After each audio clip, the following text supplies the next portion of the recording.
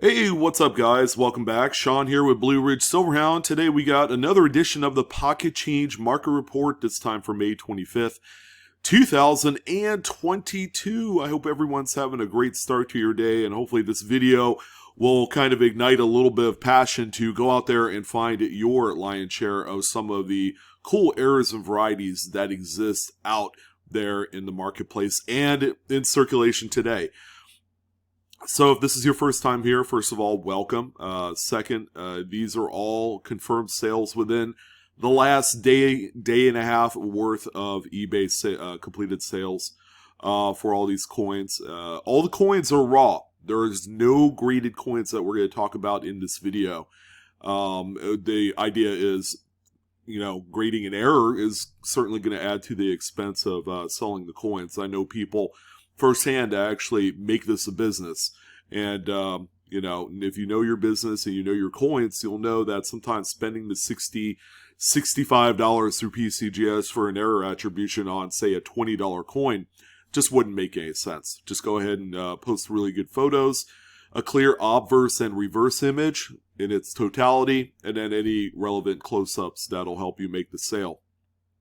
Before we jump in, I've had folks that have talked about the resolution rate of the videos that I do here, and I would love to offer up a 4K or 1080p option for the screen shares that I do for the Pocket Change Market Reports. However, the program I'm using doesn't allow that. I think that the max is like 480, which is appalling, and I share in your guys' sentiment. And that's with even paying for the better service with this. I'm working through trying to figure out another solution for the Pocket Change Market Reports as far as the hosting software for recording these. So you might see a change here sometime this summer, just so we could crank out much higher, better quality videos for you. So stay tuned for that. You might see some delays in some of the videos. I might be, changing my frequency of the PCMR to maybe once a week while I get it all ironed out. We shall see about that.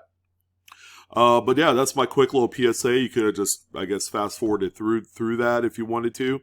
So we're May 25th. We're a few days from Memorial Day, which is kind of like that, much like a lot of other things going on in the world today, is, that really significant day in which separates the first half of the year to the summer. And normally summertime, people kind of take it easy from numismatics in the coin market, so we might see a little slowdown here in the next few months.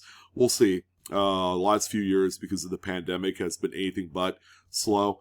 So how is the market shaping up? Well, I can tell you this much. We have a number of coins and currency that I haven't talked about. I love the new stuff, and it gives you guys a little bit better perspective of what can be found out there, going through change or coin rolls, or maybe even cherry picking coin shops, and maybe cherry picking eBay for some of those cheap lots.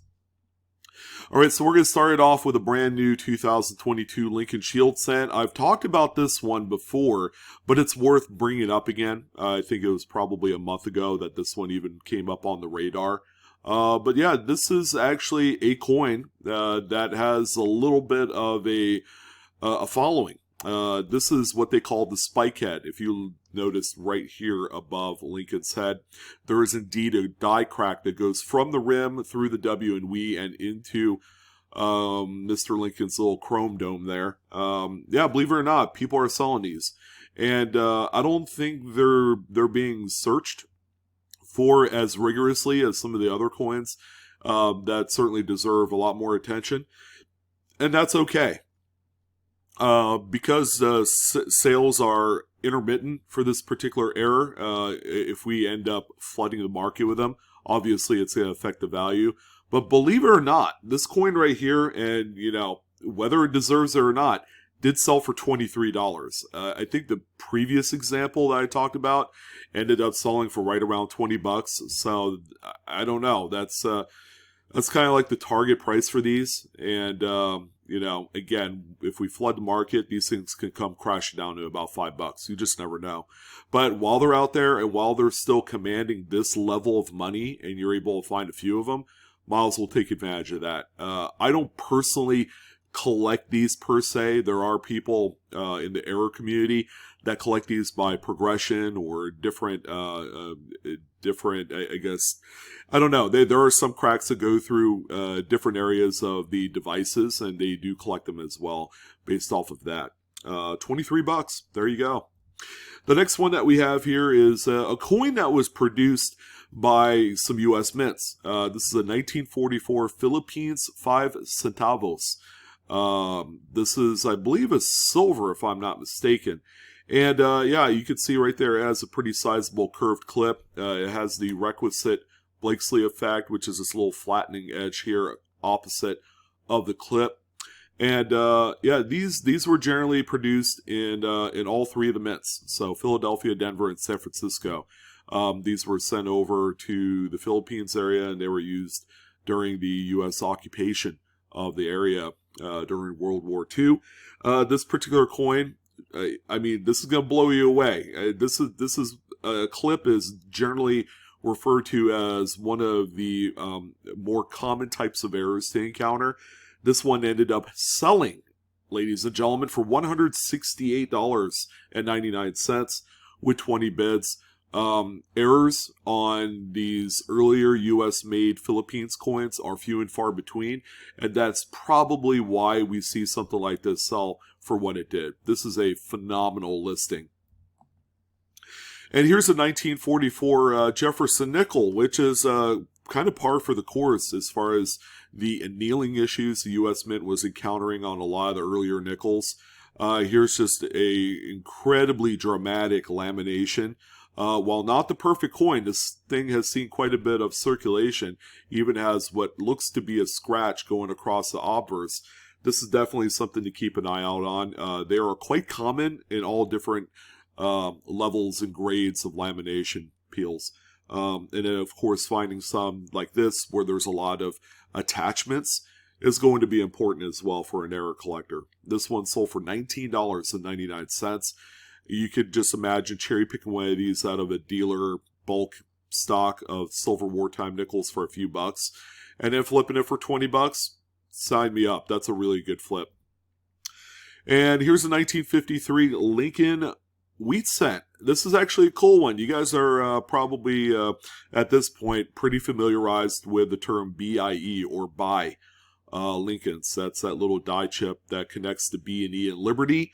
However, we have another one here. It's got a little die chip that connects to R and T. I've actually seen this one, probably own one or two myself.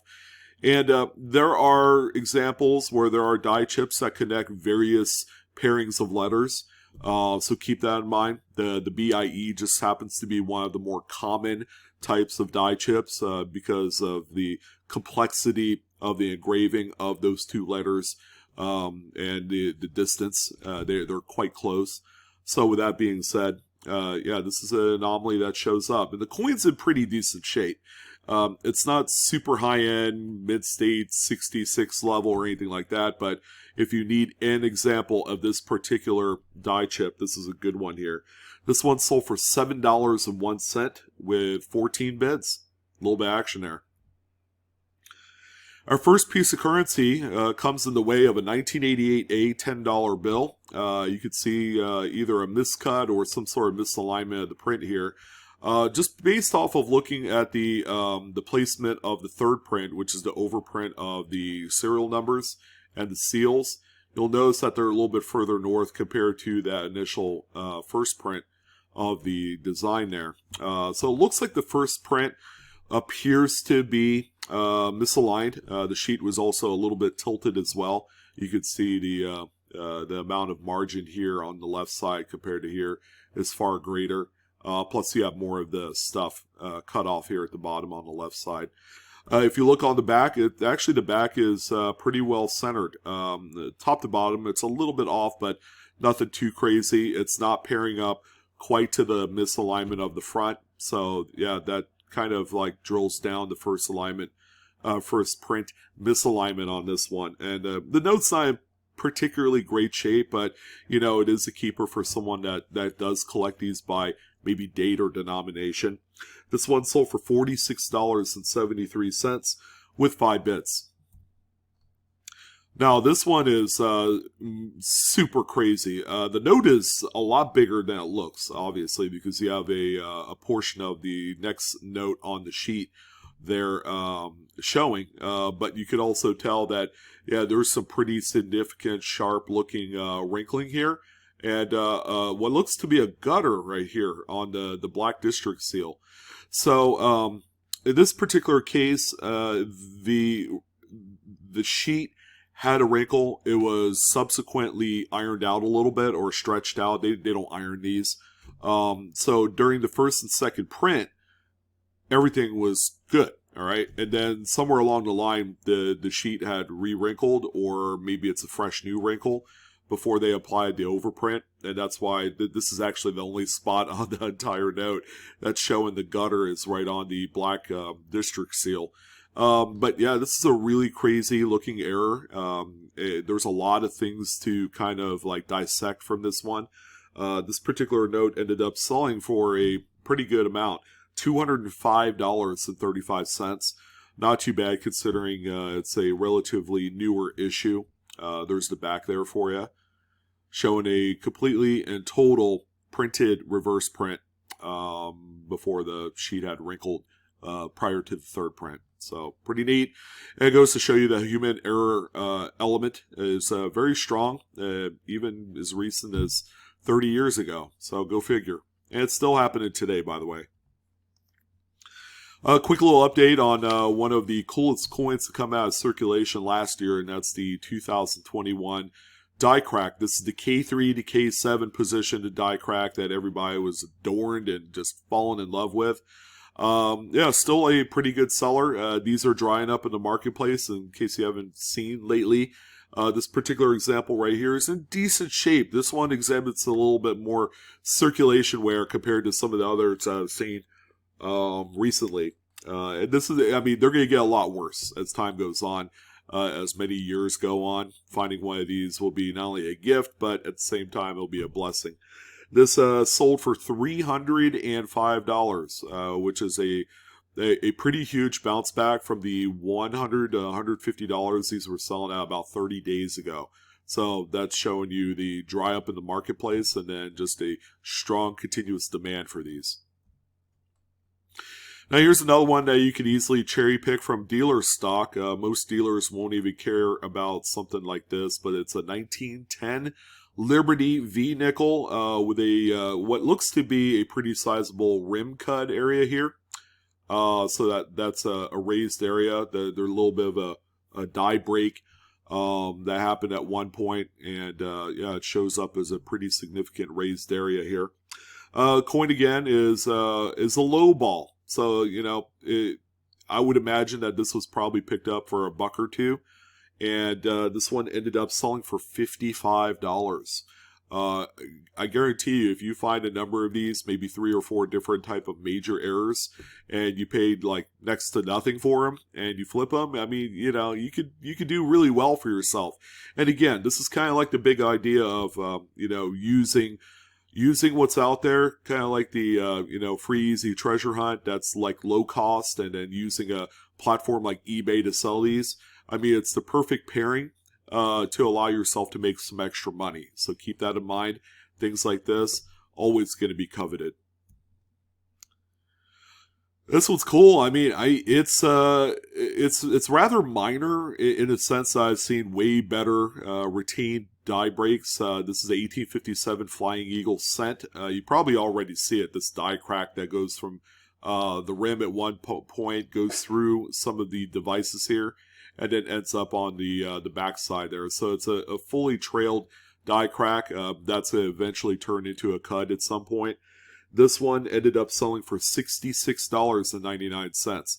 Aside from that, it probably looks like a pretty good type piece as well.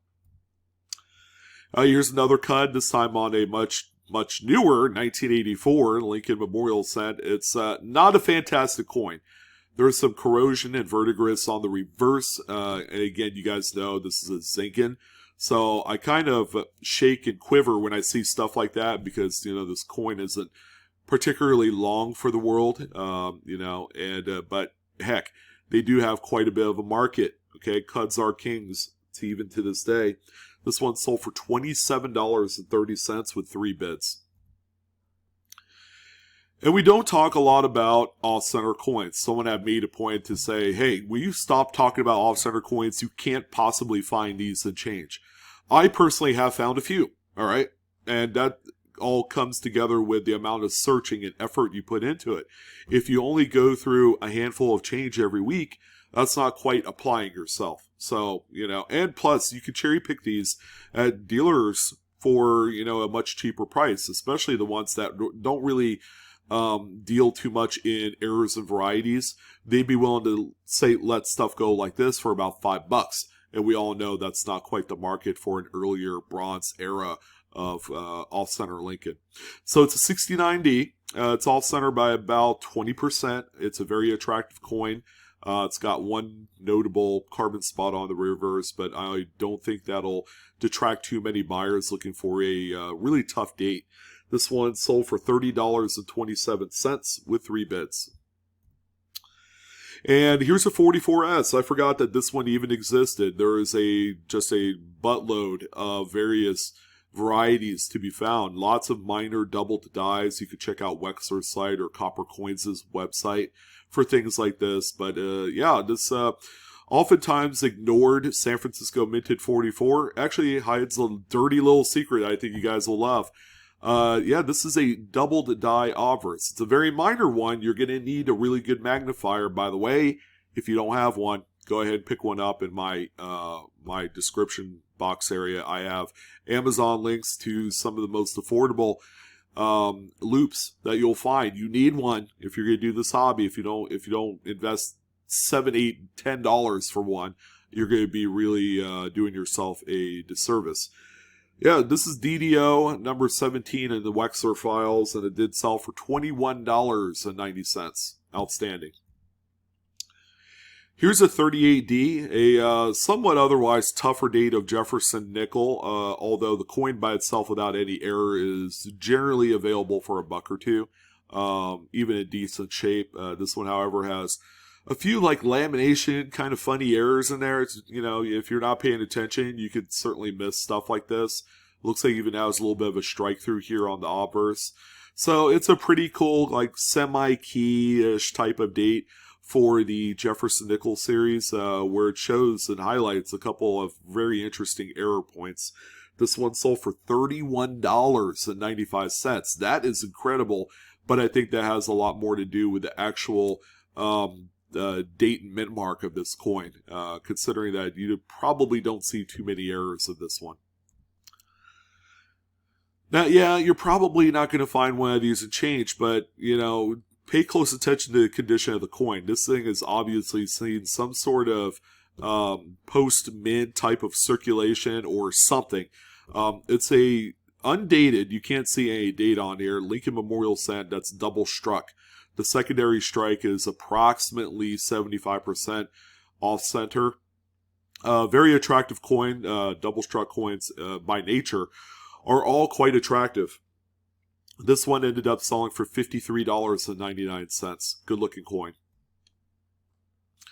Now this is a major fold over error.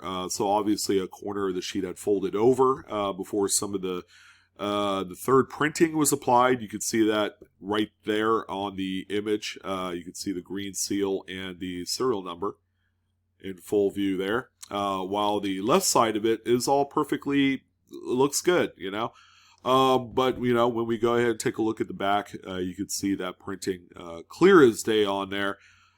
Pretty cool. Normally I would see stuff like this in a graded holder so that, this might end up on there someday. This one sold for $486.98, further proving once again that you don't necessarily have to grade these. I think there's that misconception that grading equates to more value, and sometimes that is the case. But when it comes to errors and varieties, these are all items that sell for themselves because of what they are. Hey, here's a really crisp looking 1954S. Yeah, this is an RPM. And coin's in pretty nice shape if you're looking for this particular type. And you can see the S over S, secondary S is north of the primary on this one. It's a very strong repunch mint mark. This one is RPM number 4 in various catalogs, and this one right here sold for $12.99. This is actually quite the common RPM.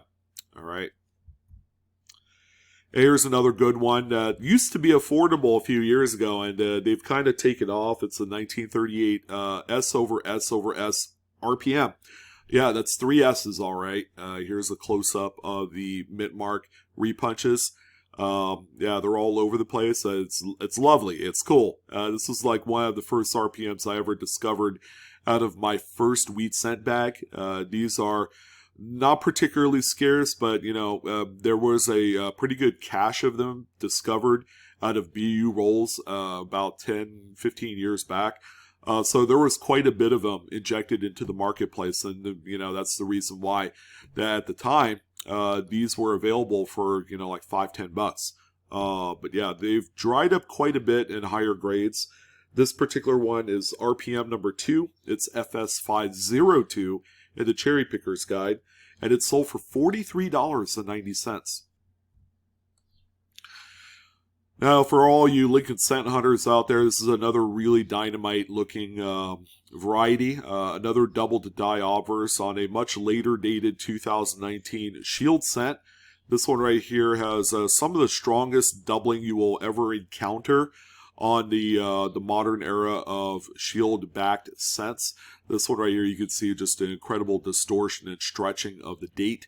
All tremendous amounts of thickness. I mean, look at the 0. It's oblong. It looks like an egg, where it doesn't usually have like that cat's eye centered area there. This one ended up selling for $20.85 with 4 bids. Still, again, to look out for. And this is a really strong one. We got some bicentennial love this week. This way coming to you as a Candy half dollar. It's a 76D.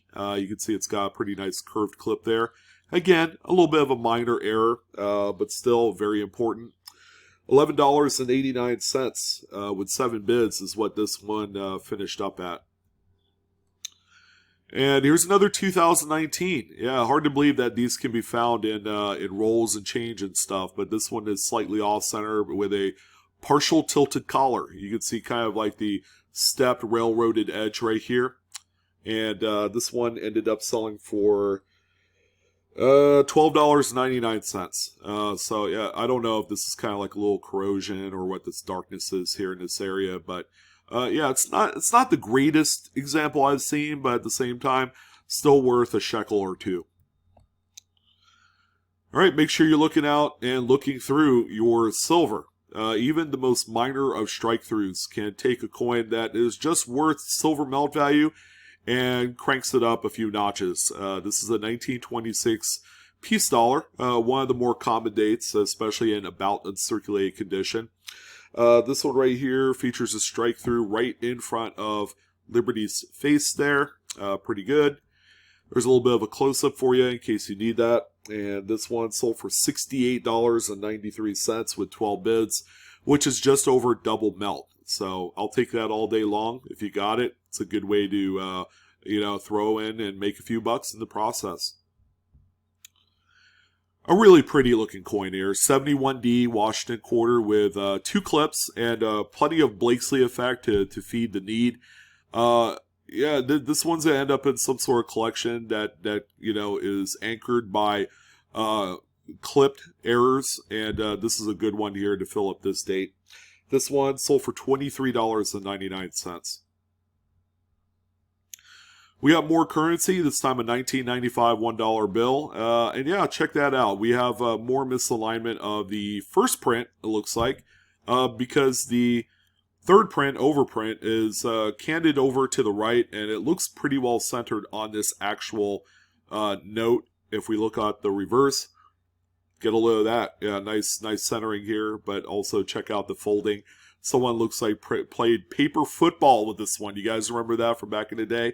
It's got all sorts of like, diagonal type of folds in there, which is pretty neat. This one right here sold for $15.50 with 23 bids. Not super crazy, but I think $15 is well within the mark for this one. Now this one's cool. This one is actually sold by one of the bigger currency dealers on eBay that goes by the name J.S. Kabani. He's been around the block for a while, so I love highlighting some of his stuff. Yeah, this $1 bill, 69 series, has a red crayon mark, and that's actually caused, or not caused, but that was administered by a BEP employee as being a rejection piece. So if you look at the back, boom. Solvent smear, that's also an ink smear, in more layman's terms, I guess. Yeah, so, yeah, they had every intention of removing this one and destroying it, but somehow it ended up, getting packed in. This one sold for $149.95. Here's another good one to look for as well. This one, fancy serial number is what drove it. This is a non-standardized binary, and what I mean by that, it's not zeros and ones, which is a true binary.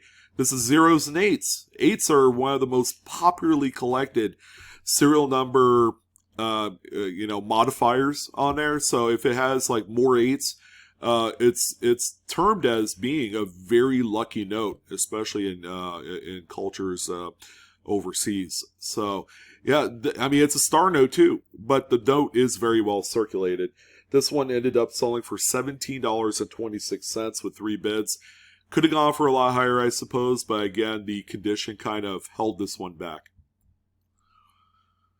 Oh boy, here's more crappy quality silver war nickels. Here's a 45p, showing again more lamination, some of the wood graining effect, and of course, a ragged clip to boot. This one is a pretty cool multi-error piece. And yeah, it's circulated. It's funny how these things circulate. People say, yeah, you can't find these in circulation. And you look at stuff like this, I'm like, yeah, it's not mint state. So this one here sold for $19.99. Now, you could easily miss this one. This is just a ragtag 1930s Standing Liberty quarter, but check out the date. You see that die crack? That's another retained die break. A pre-cut of sorts, I suppose. That goes from just to the left side of the date, goes through the base there, in which Lady Liberty is standing on, and then on the other side where the 0 is. Yeah, pretty cool, pretty crazy. I've never personally seen one of these in hand. But you know that you can cherry pick this out there. This one sold for $52.88 with 6 bids. All right, we got a few more left, and we've reserved some of the more spicier, additions to the list. How about this $1 bill? This is a 69D. Yeah, they accidentally printed that silly overprint on the reverse. You can see that right there. Pretty clean and plain as day. Again, yeah, I'm saying it. It's a note that I can't believe is not in a graded holder. You'd figure this one would be in one by now, but proving again, and I'll say it until I turn into a broken record, you don't have to grade these. This one here sold for $245. So yeah, that's a pretty good sale there. How about 96 Lincoln Memorial? This is a pretty high-grade specimen that shows a substantial cut die break right below the date, and boy, is this sharp. I forgot that this one existed. It's one of the more later-dated Lincolns with a cut of this feature. This one sold for $56.47 with 9 bids.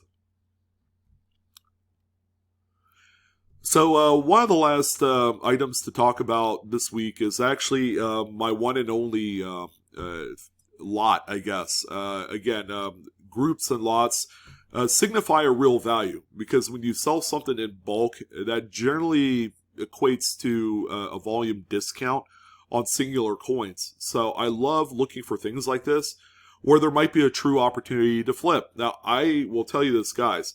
There is a lot of opportunity here based off of what it's sold for. We have 3 off-center, very scarce dated Lincoln Memorials. You have a 68S, or a D, it really doesn't matter, I suppose, because it's a tough date either way. 69D, we saw one of those earlier. This one actually looks a little bit better. And a 70D, all full dates with mint marks. Coins are in pretty good shape, I would say. A little bit of carbon spotting on the 68. And in theory, you would buy these and resell them on eBay at a much elevated price, like a buy it now listing.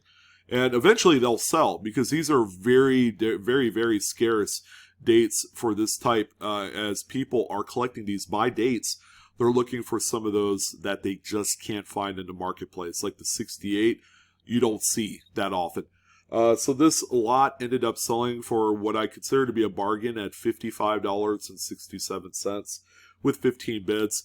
You could probably come pretty close to either 2xing or 3xing your money. It's going to be somewhere in the middle there. These are coins that I could say that you could throw on eBay for like $39.99 shipped or $49.99 shipped, especially the 68. I would certainly shoot a little bit higher for that one. But at the end of the day, yeah, you're going to come out with a nice grip of profit on this particular lot.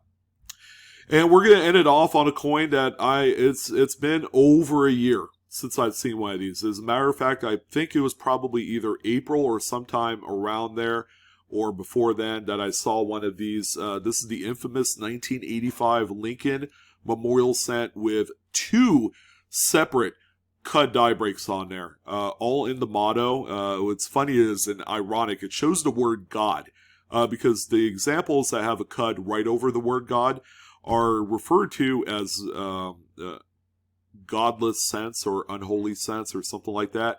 But this one right here is a huge one in spite of its zinc composition. And if you guys find one, oh my God, congratulations. This is one of the top selling zinc cuts that you could find today. Even kind of pushing out some of the much bigger cuts that I've seen in the market. This one sold for $158.50. What I didn't like about this particular listing is there wasn't a good reverse image. And that's something that I pride myself in telling folks. Put a full reverse image on there. It's only going to do you a lot more good to help with the sale. $158.50. 4 total bids. People did not play around when they were bidding. I mean, the serious bidders, they really wanted this, and it's quite scarce. But that's going to go ahead and do it for this Wednesday edition of the Pocket Change Market Report. Hey, go ahead and hit me up with your favorite coin on this week's list. Would love to hear about what you think. But that's going to go ahead and do it. Hopefully this video will give you some inspo in finding some treasures of your own. Go out there, grab a few rolls, go to your coin shop and see what kind of magic you can make for yourself. Don't forget to like, share, and subscribe to this video if you haven't done so already. And the channel can always use your extra endorsement. Again, it's free, man. It's free to join the Blue Ridge Silverhound experience. There's no membership fees or anything like that that you have to worry yourself with. All right, this is free education, and I thank you guys. All right, Blue Ridge Silverhound is out for the day. You guys take care.